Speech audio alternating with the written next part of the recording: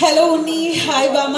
അപ്പം ഇനിയിപ്പോ മറ്റന്നാള് ഈ സിനിമയുടെ പ്രൊമോഷന്റെ സമയത്ത് ഇന്ന് ഞങ്ങൾ കുറെ കോളേജസ് പോയപ്പോൾ പല ആളുകളും ഉണ്ണി ഇൻട്രൊഡ്യൂസ് ചെയ്യുന്നത് കണ്ടു. ഷോർട്ട് ഫിലിം ചെയ്തു, ഷോർട്ട് ഫിലിം, ആ ഷോർട്ട് ഫിലിം, ഈ ഷോർട്ട് ഫിലിം.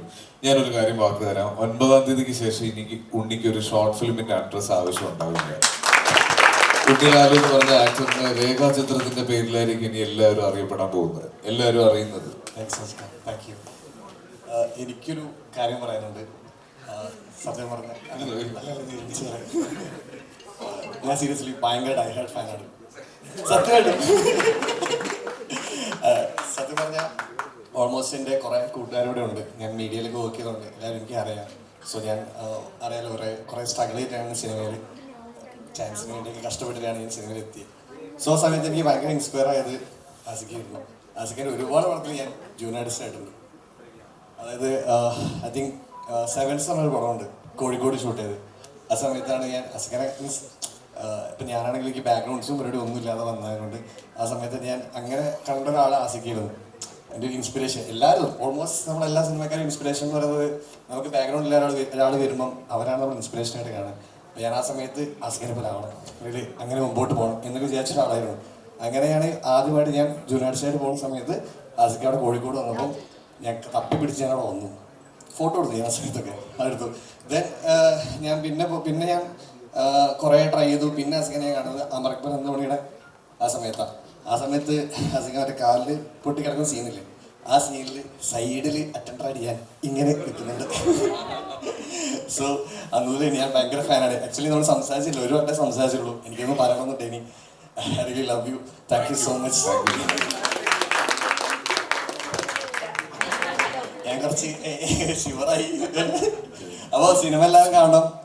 9-ാം തീയതിയാണ് ഇറങ്ങുന്നത്. 9-ാം തീയതി ഇറങ്ങുന്നത്. അത്രേ ഉള്ളൂ.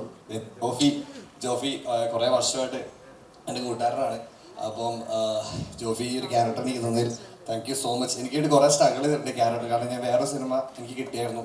അപ്പോൾ അതിങ്ങനെ ക്ലാഷ് വന്നപ്പോൾ ജോഫി ഒരുപാട് എഫേർട്ട് എടുത്തിട്ടാണ് എനിക്ക് തന്നത്. താങ്ക് യു കൂട്ടാ, thank you so much. Thank you so much ഉണ്ണി.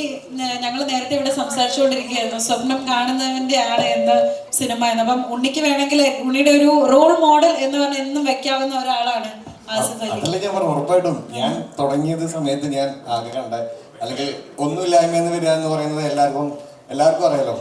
അങ്ങനെ വരുന്ന ആക്ടേഴ്സ് ഒരുപാടുണ്ട്. അപ്പം ബാക്ക്ഗ്രൗണ്ട് ഇല്ലാത്ത ഒരാൾ വരുന്നത് ഇങ്ങനെ സ്റ്റാർ ആവുന്നു അല്ലെങ്കിൽ നമ്മൾ ഇഷ്ടപ്പെടുന്നു എന്ന് പറയുന്ന ഒരു സംഭവം കാണുമ്പോൾ നമുക്ക് ഇഷ്ടമുള്ള മീൻ ആസിക്കിന് ഇഷ്ടമില്ലാതെ ആരുണ്ടായിരുന്നു ഉറപ്പല്ലേ? വേണ്ട ഉണ്ണി, എന്നാലും exactly what is your feeling? ആ ഒരു എന്താ പറയാ സൈഡ് റോൾ എന്ന് ജൂനിയർ ആർട്ടിസ്റ്റ് എന്ന് ഇപ്പതാ ഈ ഒരു വേദിയിൽ അദ്ദേഹത്തിന്റെ ഒപ്പം ഇരുന്ന് നല്ലൊരു വേഷം ചെയ്തിട്ട് അദ്ദേഹത്തിൽ നിന്ന് തന്നെ ഒരു കോംപ്ലിമെന്റ് വാങ്ങിയിരിക്കുകയാണ്. ഉണ്ണി ലാലുവിന് ആദ്യം ഒരു കൈയടി കൊടുക്കാം, എന്നിട്ട് ഉണ്ണി ലാലുവിന്റെ ഉത്തരം നമുക്ക് കേൾക്കാം.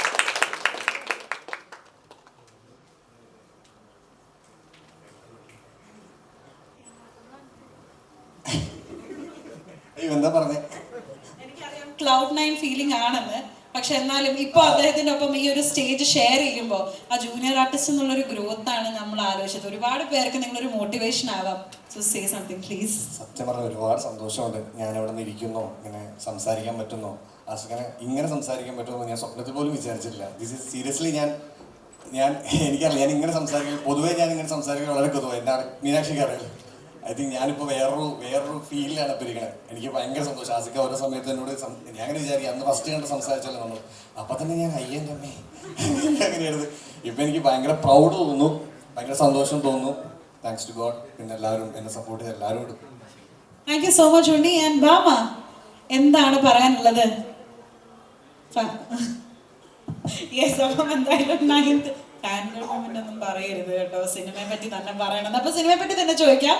January 9th രേഖാചിത്രം is hitting theaters. What are your thoughts? ആദ്യം എല്ലാവർക്കും ഒരു ഹായ് പറയാം. ഹലോ, എല്ലാവർക്കും എൻ്റെ നമസ്കാരം.